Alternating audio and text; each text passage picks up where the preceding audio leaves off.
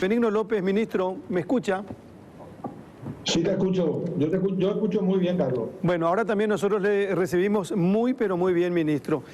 Y bueno, hoy es un día clave para una resolución muy importante, ministro.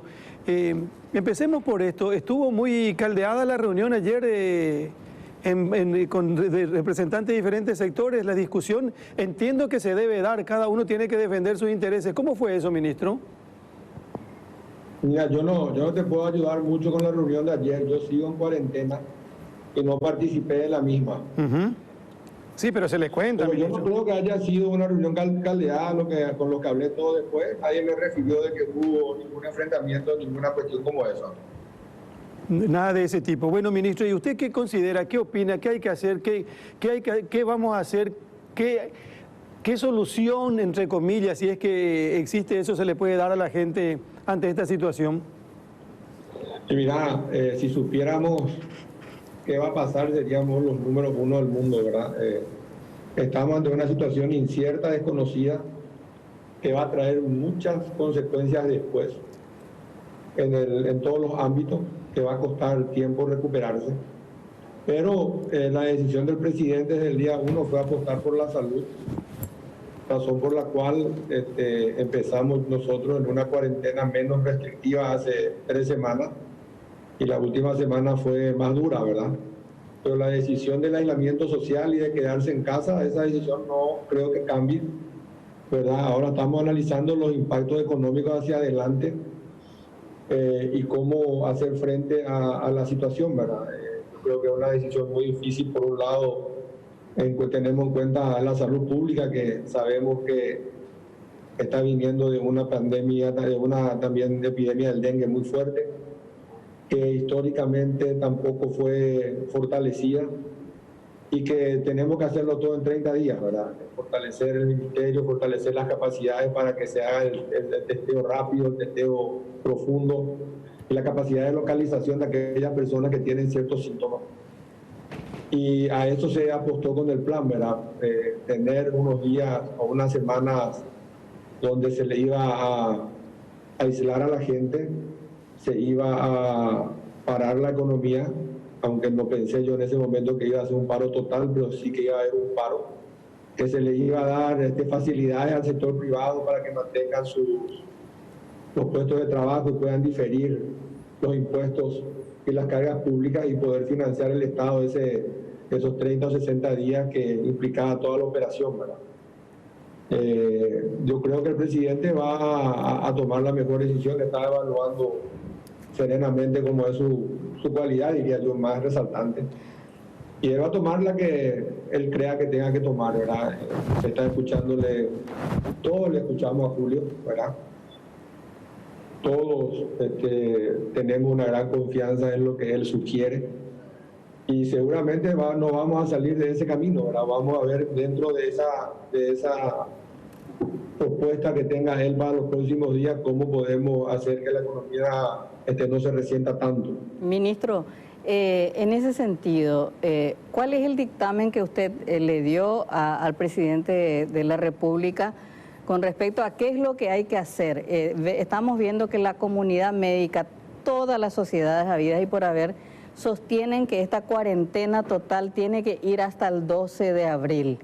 ¿Cuál fue su recomendación o cuál va a ser su recomendación al presidente de la República en ese sentido? Mira, yo estoy convencido de que la cuarentena, así como dicen ellos, tiene que ir hasta el 12 de abril y no debería poder ir más allá del 12 de abril en estas condiciones.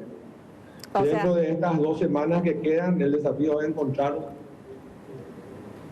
un espacio que pueda ser aceptable para todos, ¿verdad? En eso seguimos todavía analizando. Yo tengo una sugerencia. Las sugerencias son cambiantes, las situaciones son cambiantes, y estamos viendo mucho qué hace el mundo también, ¿verdad? Para ver cómo estamos en línea con las medidas que toman. Y todo se va a resolver en el día de hoy, ¿verdad? O sea que mañana más tardar para informar a la ciudadanía cuáles son las reglas para la semana siguiente. ¿Sabe por qué le pregunto, ministro? Porque anoche se dio, sabíamos que este aislamiento total era de 1 semana y que hoy se tenía que reevaluar para ver si la cuarentena total, el aislamiento total que tuvimos esta semana, continuaría o no. Anoche los ministros anunciaron una flexibilidad, pero reducida, como dice el presidente de la República, y hoy se iba a ver qué sectores empiezan a trabajar el lunes y qué sectores no. Entiendo, por lo que usted acaba de decir, y quiero que me corrija si no es así, que la recomendación es que siga el aislamiento total hasta el 12 de abril.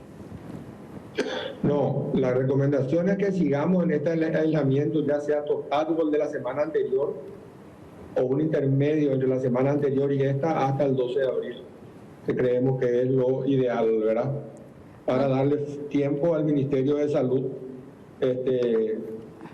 que pueda tener la respuesta, ¿verdad? Porque según todos los epidemiólogos y los que hablan de la curva, la situación va a venir complicada más adelante, ¿verdad? Ya para esa fecha es la que nos estamos preparando. En el tema de equipamiento, insumos, test, equipo de protección de los médicos, que ya están ya rebasados y cansados también de la otra crisis.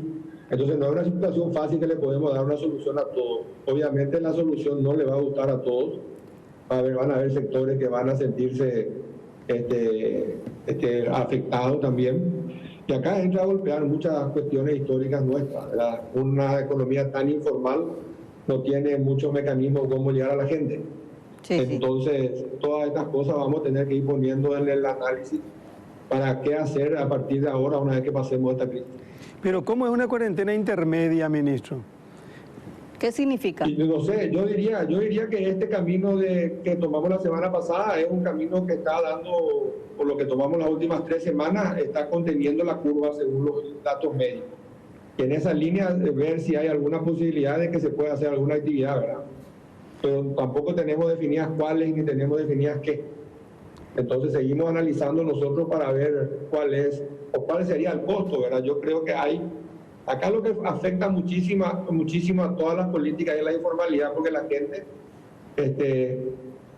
la gente normal, casi te diría el 40-50% vive de lo que gana en el día. Nosotros somos un país que tenemos una condición importante para poder generar y endeudarnos afuera, pero somos un país que no tiene ahorros. Entonces, eso también golpea a la hora de las políticas macroeconómicas, ¿verdad? Y ese impacto del día a día de la gente también es un impacto que hay que analizar a la hora de tomar la medida, cómo poder socorrer o llegar a esa gente en este tiempo, ¿verdad? Entonces, ese es un tema muy complejo de cómo afinar la ayuda formal del Estado a un sector informal, sin dejar de lado también el sector formal, que también está golpeado, se está golpeando a ritmo muy rápido. Entonces, seguimos analizando. Entonces, yo tengo una reunión con el equipo económico a las 11, donde vamos a analizar alternativas otra vez de solución para darle la mejor idea al presidente, pero siguiendo su idea, ¿verdad? La idea que él estableció al comienzo de la salud primero. Y si uno mira la ley de emergencia, es también la salud primero. Entonces, eso va a ser el norte de la estrategia de las últimas 2 semanas. Ministro, Fito, de las próximas 2 semanas. Sí, ministro Fito te saluda. Hay un delicado equilibrio. Nosotros entendemos que ustedes están en un lugar donde tienen que tomar decisiones para tratar de beneficiar a la mayoría y afectar a una minoría. ¿Hay presión de distintos sectores para que se libere esta cuarentena, para que vuelvan a producir, para que vuelvan a generar dinero? ¿Y esa presión puede pesar a la hora de tomar una decisión? Yo no sé si se puede llamar presión. Yo creo que cada sector manifiesta lo que le afecta a cada sector, ¿verdad? Y hay un efecto importante de las medidas en todos los sectores.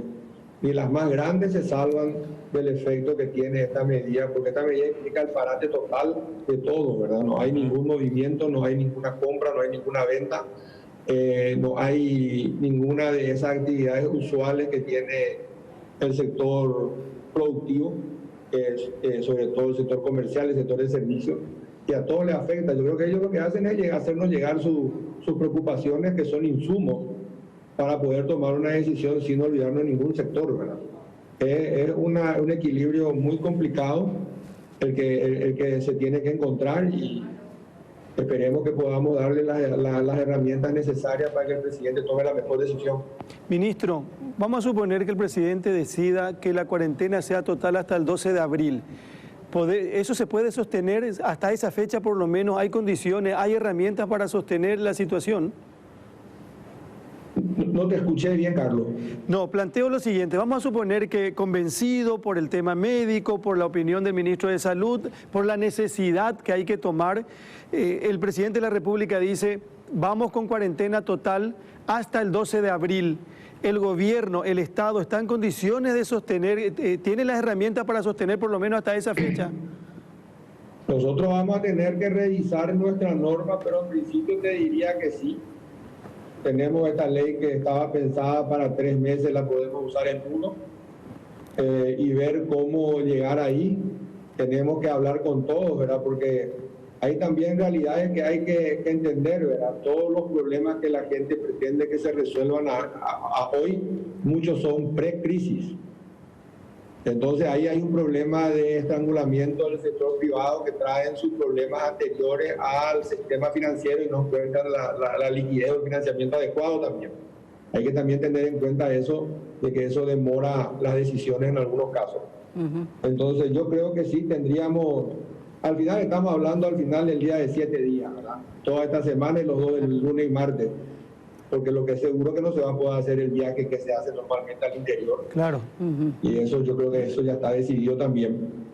Y ver qué esfuerzo adicional pide Julio, y ver cómo nosotros podemos financiar. Evidentemente no vamos a estar bien, va a ser una situación como esta y va a ir empeorando. Y la idea va a ser entonces acelerar todos los planes que tiene ese proyecto de ley, que son para 2 o 3 meses hacerlo, lo que va a ser un desafío también para nosotros, ¿verdad? Ahora, ministro, si hubo un clamor popular, diríamos, es recortar los privilegios públicos. Yo no sé si recortar los salarios, pero sí los privilegios. Y la verdad que en la ley de emergencia el recorte de los privilegios fue muy poquito. No sé si ahí hubo presión política, presión electoral. Siempre la ecuación electoral ha ganado a todas las teorías en los gobiernos. Entonces a usted le pregunto, Hacienda no se animó a hacer todos los recortes de privilegios, estoy hablando, no estoy hablando de derechos, de privilegios.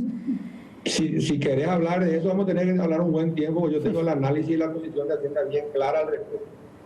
Primero, la ley tenía la solución a este problema en el artículo, uno de los artículos finales, donde establecía la convergencia del déficit al 1,5 y la supresión de todo aumento salarial por los próximos 4 años. Sí. Eso solo, sin aumentar salarios los próximos 4 años, de alguna manera resuelve muchos de los problemas, porque se van a ir diluyendo con la inflación. Entonces ese artículo no se incorporó en la ley, y yo entiendo muy bien, era la 1:30 de la mañana y ya había casi 12 horas de debate. Entonces se confundió un poco la discusión entre la suspensión del aumento con la convergencia del déficit en 4 años. O sea, eso no era porque esa era de medida madrugada. que consideramos nosotros de fondo. Nos madrugaron, que es distinto. Considerar que esta ley tiene un plazo de vigencia.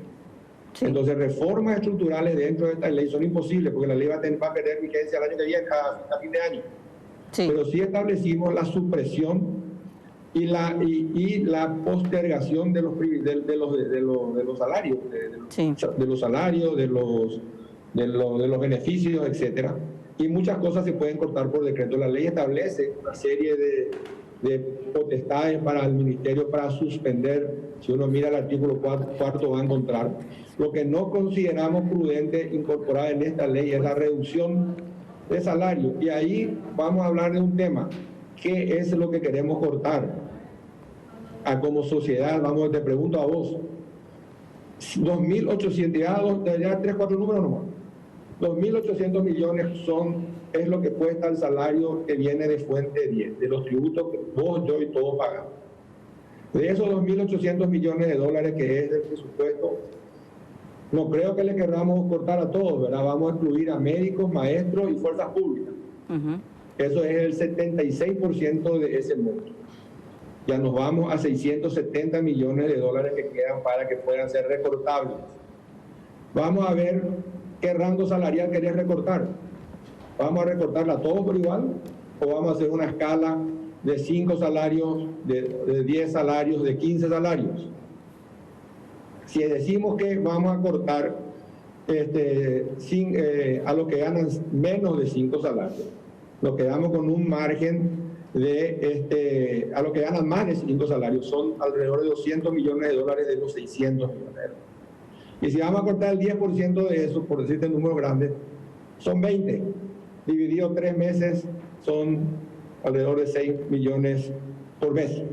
Entonces, el esfuerzo que iba a implicar eso versus el retorno económico para la pandemia era menor. Entonces, esas decisiones se tienen que hacer en el marco de una discusión amplia, porque el problema que molesta es el de los privilegios. Claro. El problema que molesta es los salarios altos. Los salarios altos no están en el Poder Ejecutivo, están en poderes diferentes al Poder Ejecutivo, que hay que analizar qué hacer. Los privilegios están casi todos en las empresas descentralizadas, que no tienen tampoco fuente 10, y en las binacionales, que no dependen del Poder Ejecutivo. Claro. Entonces, hacer todo un esfuerzo de cortar salario e incorporar eso en la discusión legal, nosotros, yo pensé, y yo asumo la responsabilidad, que iba a ser una discusión que podría parar la ley.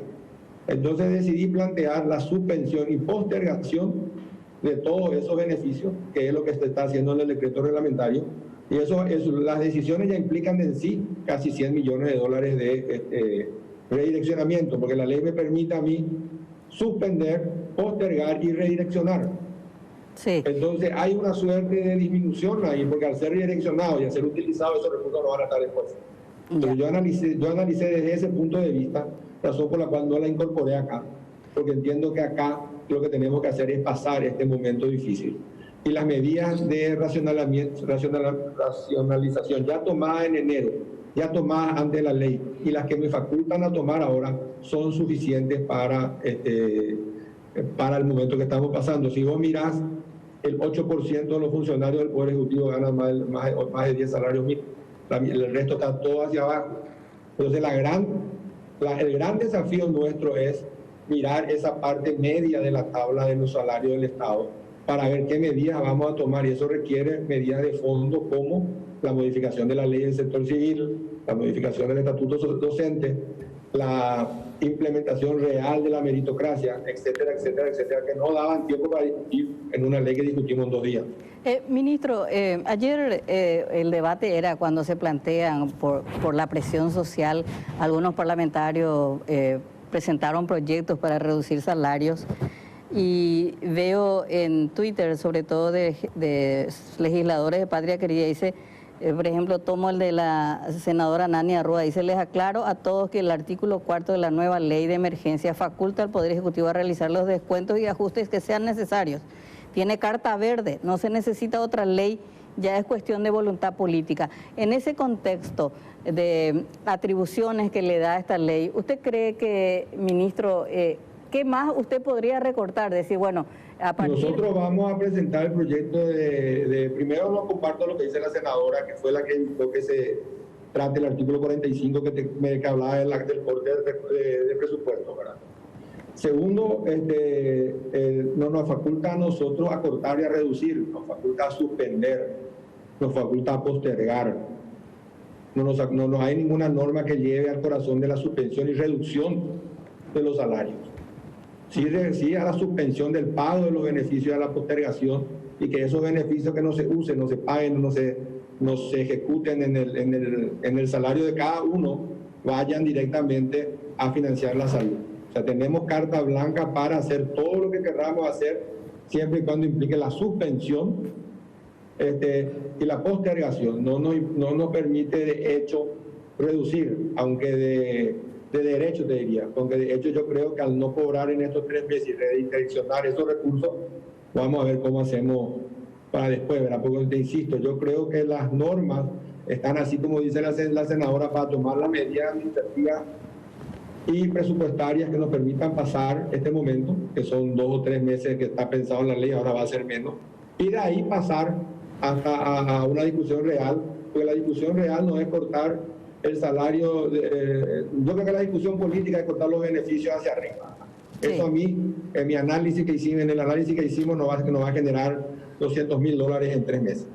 O sea, no sé si valía la pena entrar a esa discusión cuando estábamos discutiendo una ley que era sumamente compleja, que tenía otra finalidad, que es la emergencia. Y si nos permite a nosotros hacer tomar las medidas presupuestarias para redireccionar y suspender el pago de los beneficios. Y en eso estamos trabajando y seguramente al presidente le vamos a presentar el decreto el lunes. Entonces yo voy a poder estar ahí en la reunión.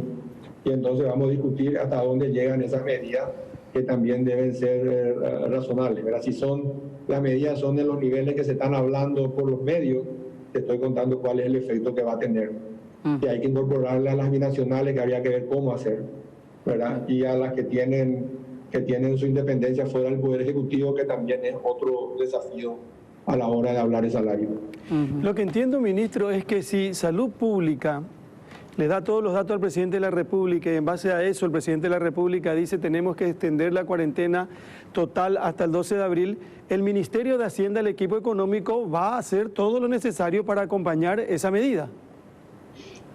Así mismo es, Carlos, al principio es así, nosotros vamos a seguir, yo hablo mucho con Julio, tenemos un diálogo constante y una relación fluida, entiendo perfectamente la situación, hablo con muchos médicos también, que me llaman, que me recomiendan. O sea, yo creo que desde el lado médico, yo si quería poner en un cuadro, desde el lado médico 100% apoya la medida sanitaria.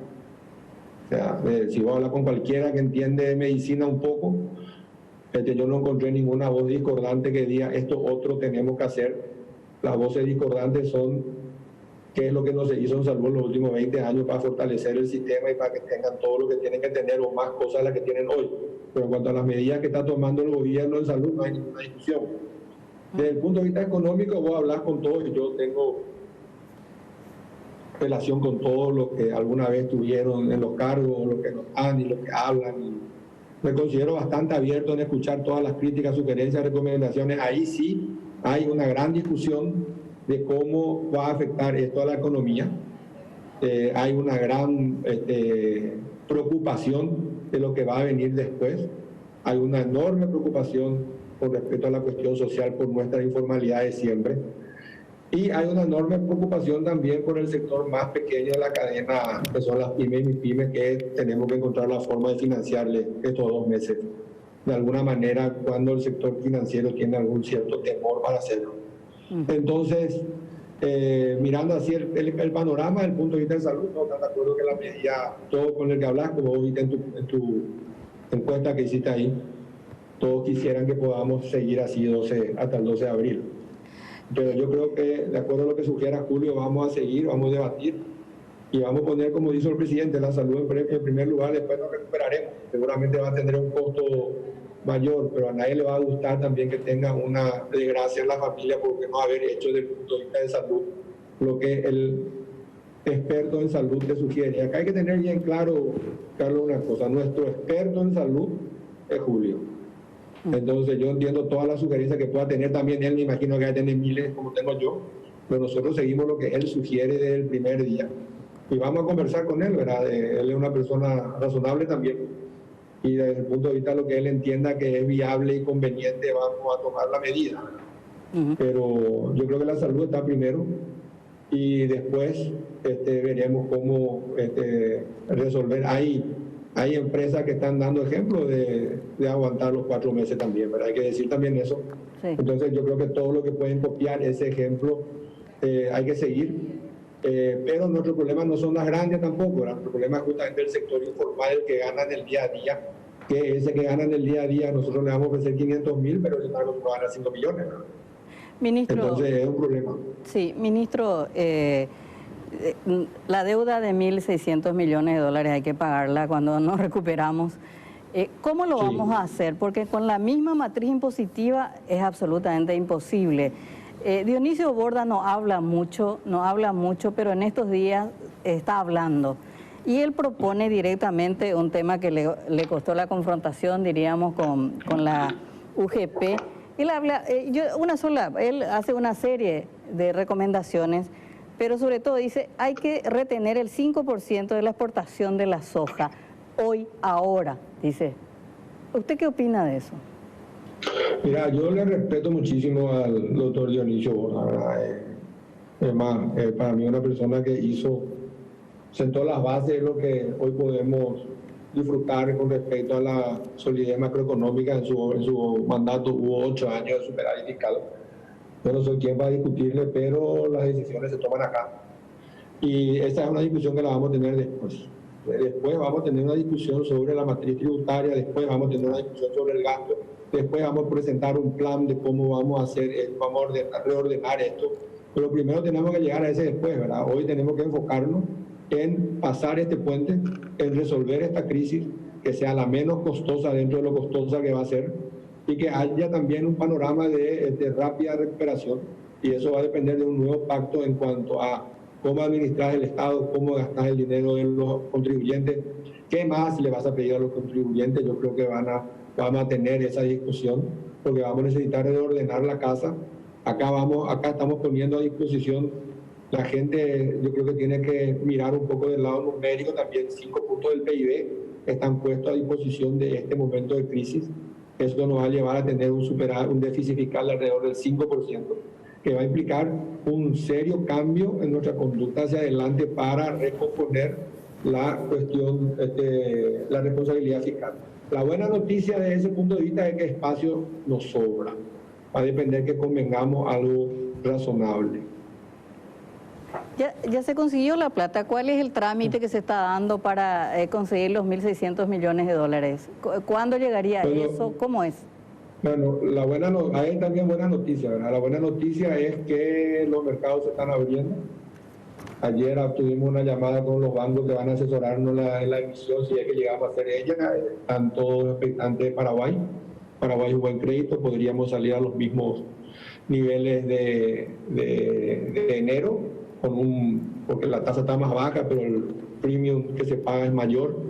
Pero es una ventana que la tenemos abierta para agotar inclusive la totalidad de la autorización, pero no lo vamos a hacer. Tenemos conversaciones avanzadas con el Banco Mundial, la CAF y el BID.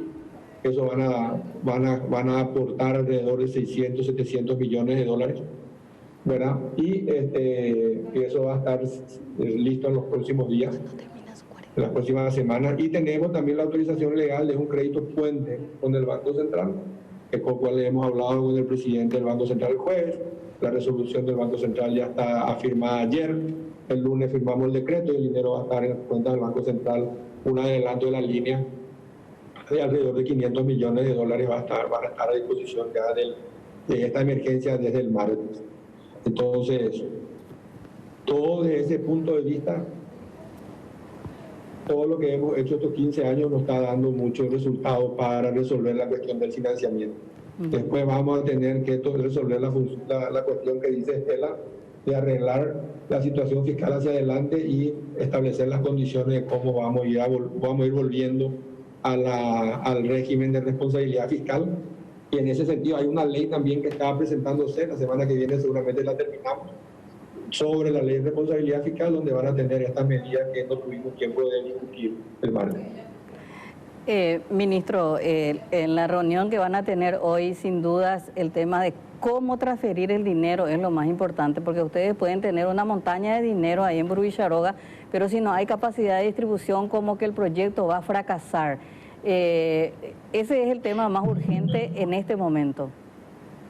Mira, yo no creo que fracase nada en este plan, ¿verdad? No, yo creo digo que si no se llega a tiempo, si no se hace. El equipo está trabajando denodadamente, ya va a haber un primer pago el martes, ¿verdad?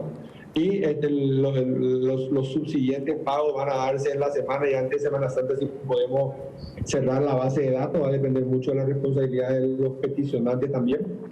Y la ley es clara en cuanto a quién llega y a quién no. Entonces yo creo que vamos a completar, si todo nos va bien, gran parte o la totalidad del primer pago antes de Semana Santa. ¿Y los informales que no están dentro de esos? Ahí están todos en teoría, todos deberían incorporarse. El problema de los informales es que ellos están acostumbrados a ganar más cuando la economía funciona.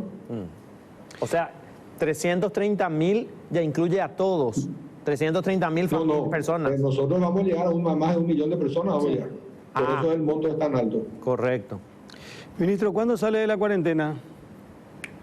La buena noticia para mí es que mi test dio negativo. Ahora el sector privado ya hace test y me dice esta semana y tenés que hacerte 2, había sido. No sé por qué 2, pero me hicieron 2. Y los 2 están negativos. Yo ya puedo salir desde mañana, ¿verdad? Mañana, pero el laboratorio de purete, ministro, que no sea El como... laboratorio de purete, la cuenta lo que es purete. El laboratorio Ministro, que se tome la mejor decisión en beneficio de la gente. Acá creo que todos coincidimos que hay un protagonista principal que se llama Julio Mazzoleni, ministro de Salud, a quien el presidente de la República, por supuesto, le escucha como debe ser y en este caso con más razón. Él tiene ya su posición tomada. Creo que por lo que usted nos acaba de decir, el Ministerio va a poner todos los elementos y las herramientas necesarias para que se pueda acompañar esto en salvaguarda de la población. Y así como están las cosas, quiero concluir de esta conversación, ministro de Hacienda, que la cuarentena va a seguir siendo total hasta el 12 de abril. Es lo que percibimos nosotros porque creo que podemos entender... Esa es la tendencia. Esa es la tendencia, ministro. No, yo no te quiero adelantar el titular, tengo muy mala suerte con los titulares. Pero sí de que es una cuestión lógica, que si esta semana se resuelve que sea total, con algunas excepciones para que la gente pueda pagar sus cuentas, hacer funcionar sus empresas, que son las mínimas, la siguiente va a continuar en el mismo lugar, o sea, no valdría la pena levantar nada por 2 días, que es la semana siguiente. Claro, porque tenemos de acá en la primera semana, primera semana de abril, y después ya tenemos Semana Santa. Claro. Entonces lo que hay que tener en cuenta desde el punto de vista de salud también, que esto no podría pasar de esta manera más allá del 12. Sería ya muy complejo aguantar. Pero hasta el 12, yo creo que depende de lo que sugiera Julio, lo que veamos en el equipo de la reunión y lo que entienda el presidente, hay fórmulas que podemos convivir. Ministro de Hacienda, muchísimas gracias por compartir con La Lupa, con Telefuturo esta mañana. Que tenga buen día. Dale, hasta luego. Adiós.